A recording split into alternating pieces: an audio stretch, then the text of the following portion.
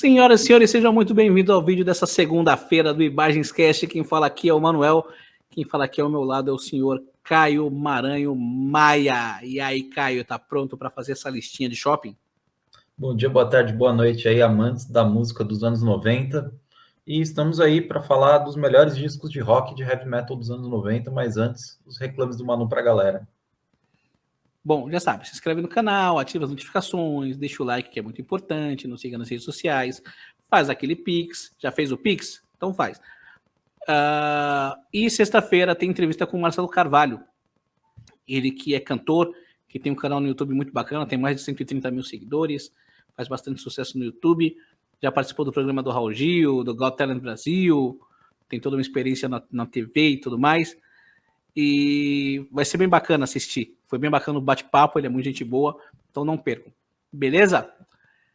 A gente vai falar sobre os melhores discos de rock e de heavy metal da década de 90. E a década de 90 é uma década pela qual eu prezo imensamente.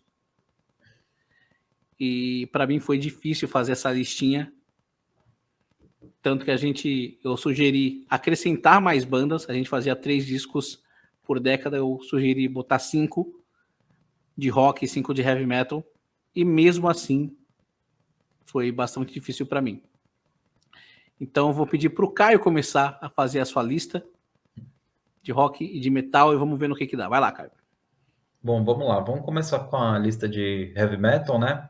Em quinto lugar... Não, é a lista de rock. Tá, desculpa. Na lista de rock, em quinto lugar, eu vou colocar o Nirvana, o Nevermind. Embora eu reconheça que o Nirvana, com esse disco, ele mudou a história da música, né? Principalmente ajudando a sepultar o hard rock, especialmente hard rock farofa. Eu gosto dele, já ouvi, só que eu já ouvi ele muito mais do que eu ouço hoje. Logicamente que não dá para desconsiderar todas as músicas que tem, principalmente Smells Like Teen Spirit, Polly, entre outras faixas espetaculares desse trabalho. Só que hoje, para mim, ele ficaria em quinto lugar nessa lista. Em quarto lugar, eu vou colocar o Pearl Jam, com o disco Ten. Para mim, que hoje em dia ele funciona muito melhor. Eu consigo ouvir ele muito mais do que, por exemplo, o Nevermind. Ele funciona muito mais comigo. Acho que por conta de você ficando mais velho, as músicas funcionam muito mais. Eu gosto muito de Once, Even Flow, Alive, Black, Oceans, Port e Jeremy, que é uma das principais músicas do Pearl Jam até hoje. Em terceiro lugar, eu vou colocar o último disco do Queen com o Fred Mercury, que é o Innuendo, que é, para mim, um dos melhores discos do Queen. Muita gente renega o The Miracle e o Innuendo, mas são 2 álbuns sensacionais. É a banda ali no auge do hard rock. Tem Innuendo, tem Ride the Wild Wind, tem Show Must Go On, These Are the Days of Our Lives, tem Hitman, tem Headlong, que são faixas muito legais. E é um disco maravilhoso, eu ouço ele sempre que eu posso. Em segundo lugar, eu vou colocar o Red Hot Chili Peppers com o Blood Sugar Sex Magic, fechando o quarteto de discos que são lançados em 1991 nessa lista, né? E aqui você tem Under the Bridge, Breaking the Girl, você tem Blood Sugar Sex Magic, que é uma música sensacional, que é um trabalho ímpar, e o primeiro disco que eles fizeram com o Ricky Rubin, e eu acho que finalmente nesse disco eles sedimentaram o que viria a ser nos anos seguintes, foi um sucesso estrondoso. Porém, entretanto, todavia, como é que você vai superar o Red Hot Chili Peppers, né? O Blood Sugar Sex Magic. eu vou falar do Sublime, com o disco Sublime de 1996, que para mim é o primeiro lugar. E aqui é um disco incrível, um disco sensacional, que tem Garden Grove, What I Got, Wrong Way, Same in the End, Santeria, Pal Chop, Under My Voodoo, Get Ready, Carries Me Down, Doing Time. Então é um disco maravilhoso, né? E é o último disco da banda, né? Por conta do falecimento do Bradley Nowell. E o nome do disco, antes do Bradley falecer, seria chamado Killing It. Porém, por conta do falecimento do Bradley, mudaram para o nome da banda e o disco ele saiu póstumamente e vendeu 10 milhões de cópias. Então, acho que muito por conta do som mesmo, porque não tinha como divulgar o trabalho com o turnê e tudo mais, né? Porque o disco era bom mesmo. E essas são minha lista dos 5 melhores discos de rock. Aí, para minha lista de discos de heavy metal, eu vou colocar discos brasileiros, né? Porque a gente tem que valorizar o que é nosso. E em quinto lugar, eu vou colocar o Sepultura com o Chaos AD. Eu acho que esse disco aqui tem uma trinca sensacional de músicas. Tem Refuse Resist, tem Territory, então é um trabalho sensacional.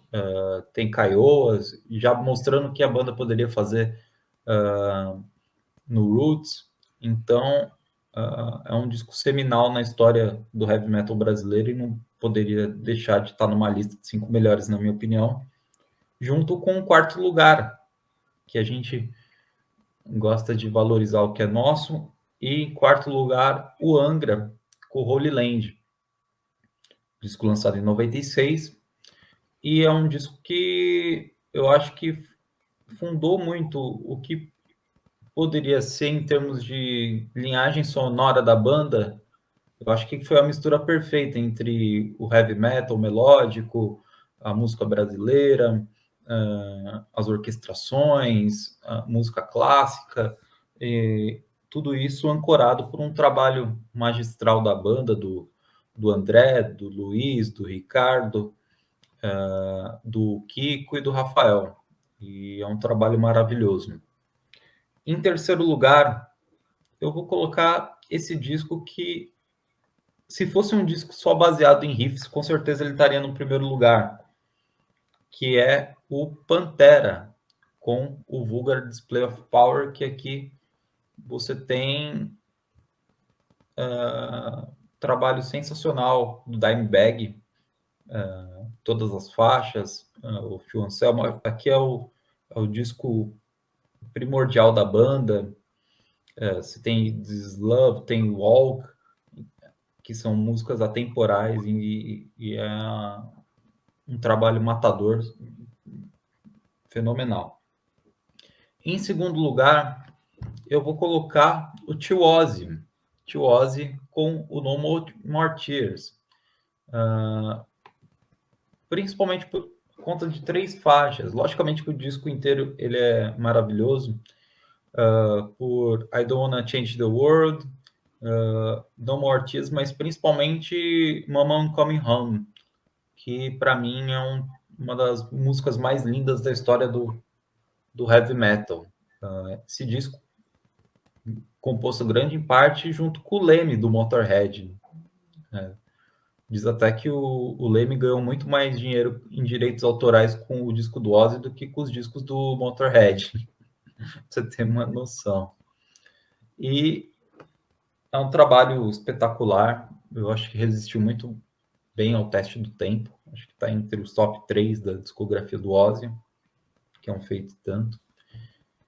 Mas ele não fica no meu primeiro lugar, porque no meu primeiro lugar eu vou colocar o disco que botou o heavy metal no mainstream para desespero do pessoal do underground, que é o Metallica com o Black Album, que tem Sad But True, Enter Sandman, Nothing Else Matters.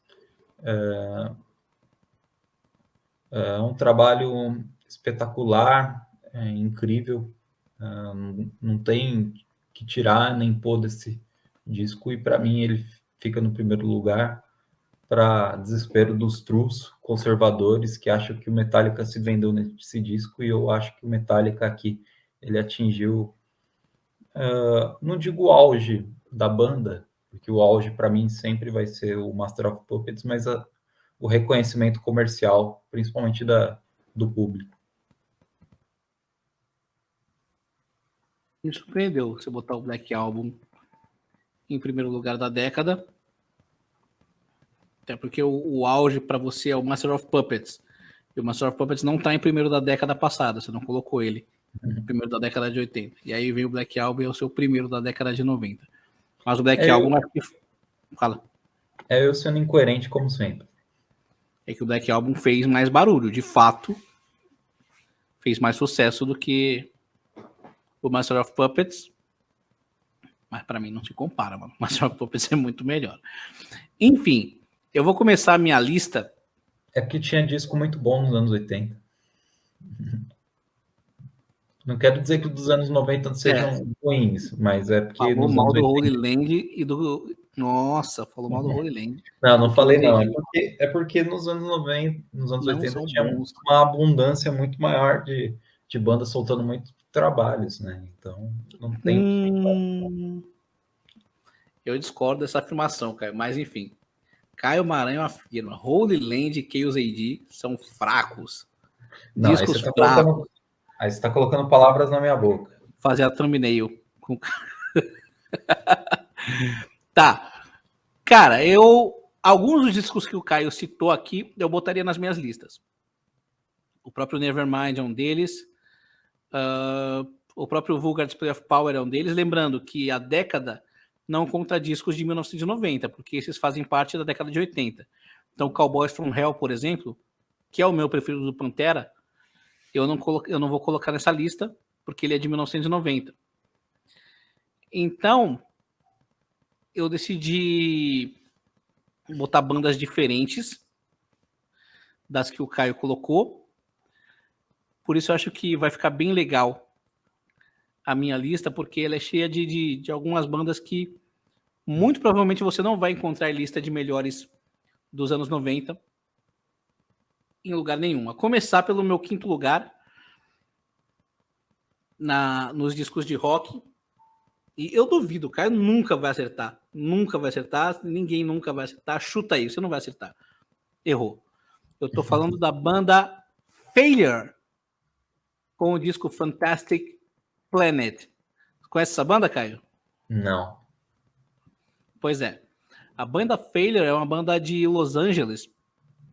Ela foi formada no começo da década de 90. E aí ela durou só até 97. O Fantastic Planet foi o último disco dela. E aí ela entrou no hiato e voltou em 2014. E é ativa até hoje. Uma banda que mistura rock alternativo com grunge, com metal. E esse disco aqui, cara, é uma pequena obra-prima, assim, um achado que vale muito a pena ser escutado. Tem umas músicas simplesmente espetaculares. Eu recomendo 3 músicas para vocês escutarem. Uma chamada Saturday Savior, a segunda chamada Smoking Umbrellas e a terceira e principal se chama The Nurse Who Loved Me. The Nurse Who Loved Me. É muito boa essa música. Então, você já começa essa lista com uma recomendação do Tio Manu, inclusive para o Caio. Quem sabe a gente faz uma crítica desse disco, porque é maravilhoso. Maravilhoso mesmo. Em quarto lugar, aí já começam os discos mais conhecidos. Eu não podia deixar de botar um disco dos Stone Temple Pilots. E o Core, eu não diria que é o meu favorito dos Stone Temple Pilots, mas com certeza é o que mais fez barulho, o que mais vendeu. Foi o disco deles que ganhou o Grammy. É o disco de estreia. Scott Weiland com a voz no auge. Os irmãos DeLeo destruindo. E tem alguns hits como Plush, como Sex Type Thing, como Wicked Garden. Enfim, só tem clássico esse disco. Dead and Bolted, Creep. Nossa senhora, cara. É hit atrás de hit. É música de top 10 da MTV atrás de música top 10 da MTV. Descasso, pesadíssimo. Principalmente para uma banda de 1990, do começo da década de 90. Só para lembrar, o disco do Failure, ele saiu em 96. Foi o último disco antes do hiato. O Core é de 1992. É o primeiro disco da banda, um disco bem pesado. Adoro esse disco, amo de paixão. E ele tá no meu 4º lugar nessa lista. Em terceiro, tá um outro disco de grunge que eu também amo de paixão.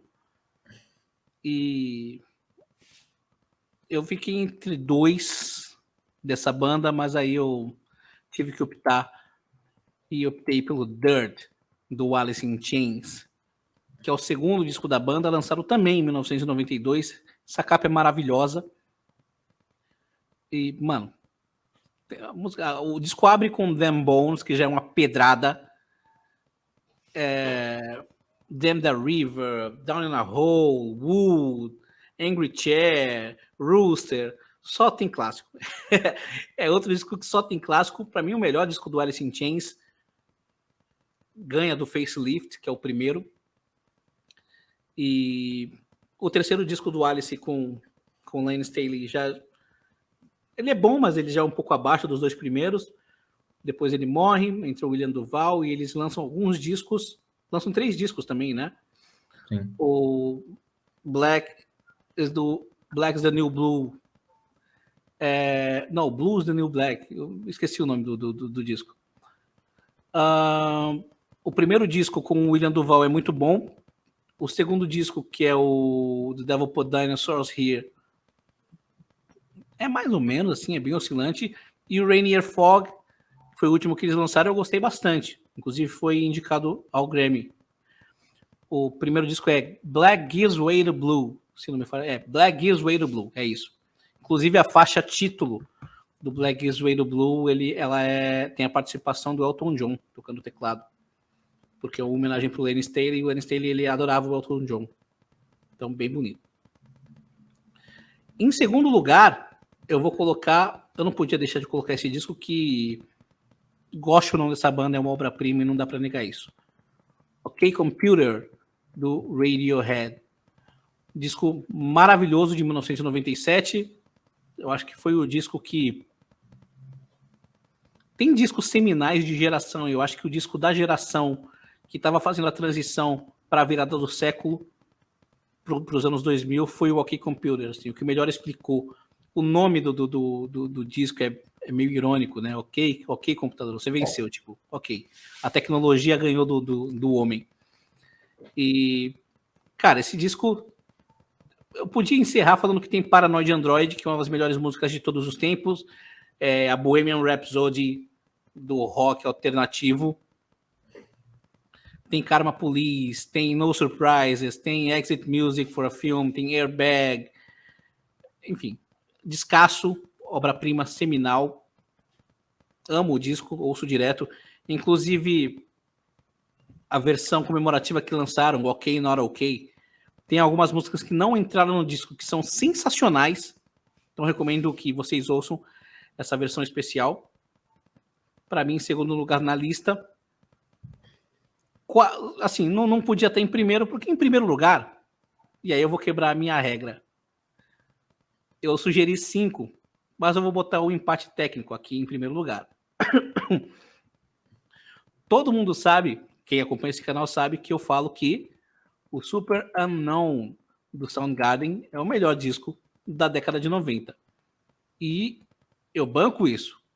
O disco de 1994, o 4º disco do Soundgarden, uma obra-prima, assim, inquestionável e irretocável. Tem crítica do disco no canal. Mas esse disco, ele tem um rival à altura na década e na banda. Porque o Soundgarden, antes do Super Unknown, lançou o Bad Motor Finger. E, cara, assim, eu não queria deixar ele de fora da lista.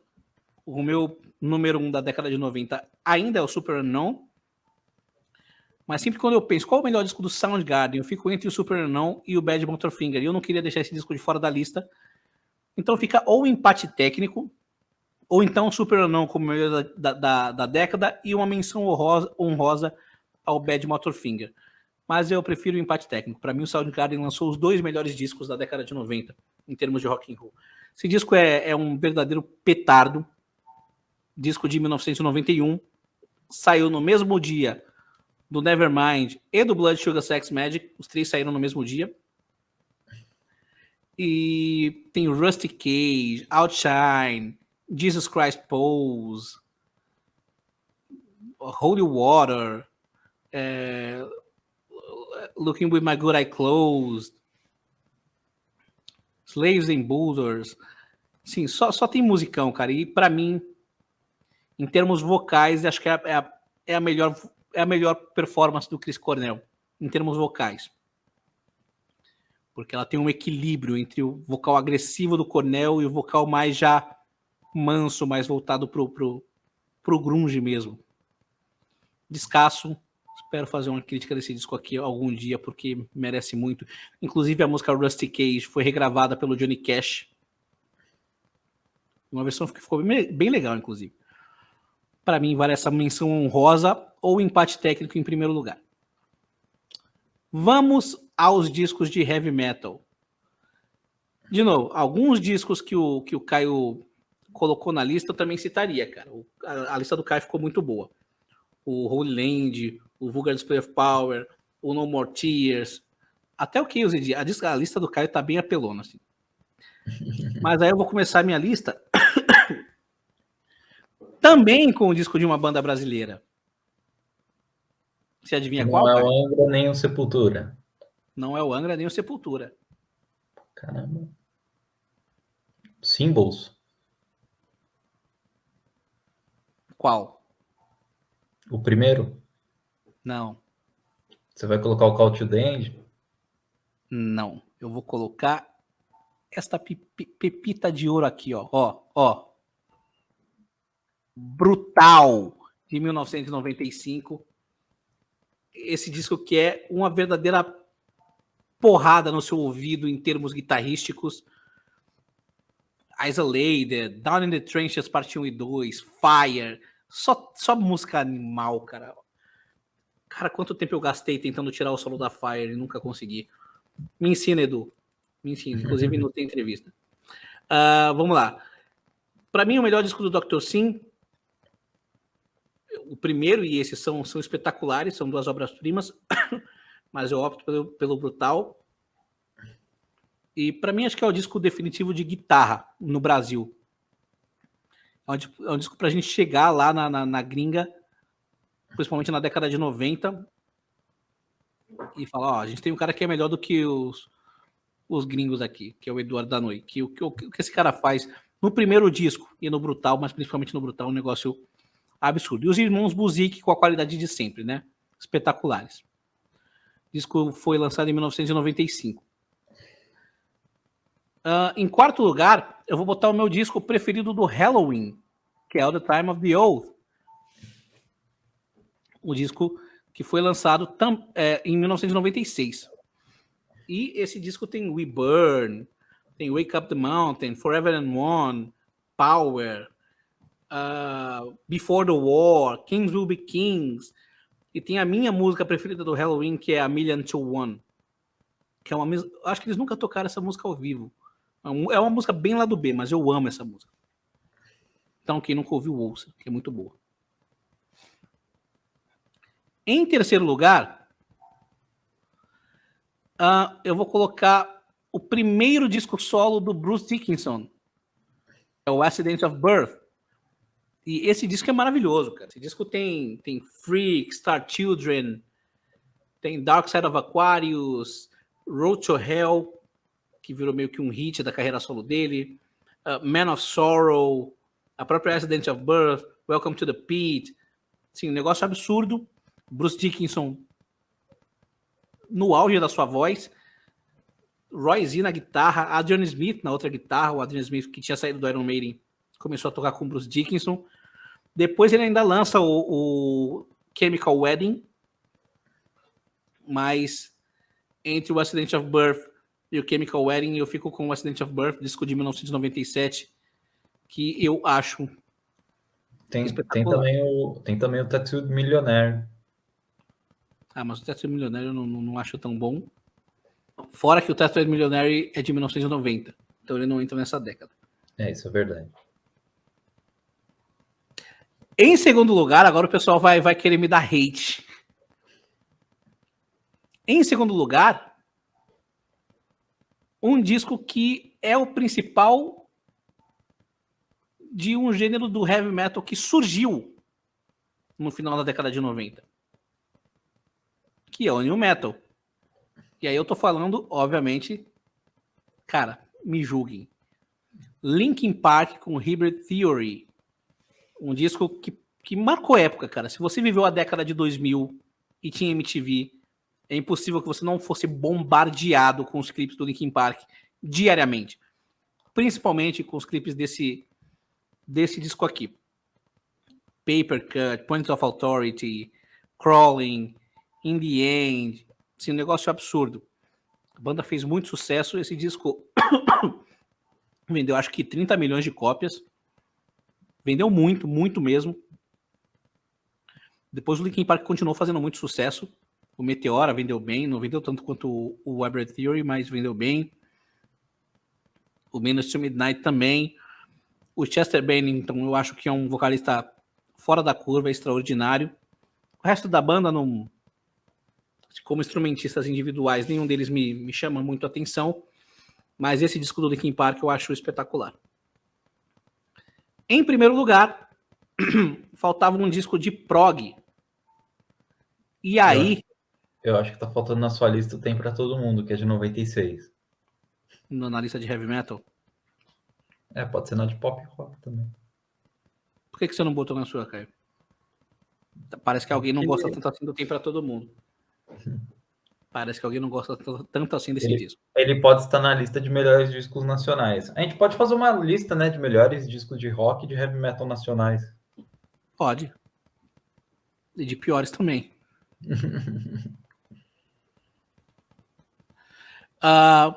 Primeiro lugar, faltava um disco de metal progressivo. E aí, qual que você acha que eu coloquei, Caio? O Images and Words do Dream Theater. Boa pedida.